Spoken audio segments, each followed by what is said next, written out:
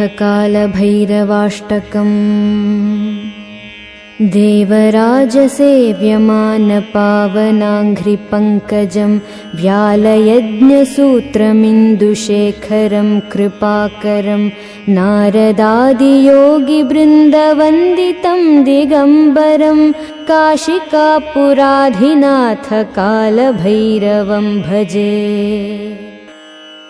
भानुकोटिभास्वरं भवाब्धितारकं परं नीलकण्ठमीप्सितार्थदायकं त्रिलोचनं कालकालमम्बुजाक्षमक्षशूलमक्षरं काशिकापुराधिनाथ कालभैरवं भजे।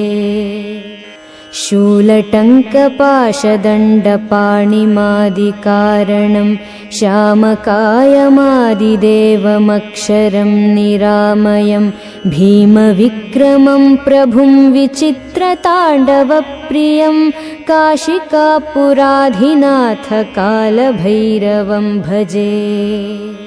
भुक्तिमुक्तिदायकं प्रशस्तचारुविग्रहं भक्तवत्सलं स्थिरं समस्तलोकविग्रहं निक्वणन्मनोज्ञहेमकिङ्किणीलसत्कटिं काशिकापुराधिनाथ कालभैरवं भजे।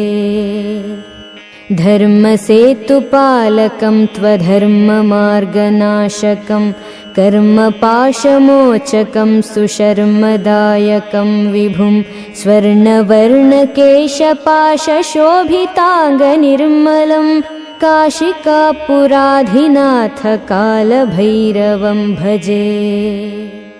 रत्नपादुकाप्रभाभिरामपादयुग्मकं नित्यमद्वितीयमिष्टदैवतं निरञ्जनं मृत्युदर्पनाशनं करालदंष्ट्रभूषणं काशिकापुराधिनाथ कालभैरवं भजे। अट्टहासभिन्नपद्मजाण्डकोशसन्ततिं दृष्टिपातनष्टपापजालमुग्रशासनम् अष्टसिद्धिदायकं कपालमालिकाधरं काशिकापुराधिनाथ कालभैरवं भजे। भूतसङ्घनायकं विशालकीर्तिदायकं काशीवासिलोकपुण्यपापशोधकं विभुं नीतिमार्गकोविदं पुरातनं जगत्पतिं काशिकापुराधिनाथ कालभैरवं भजे।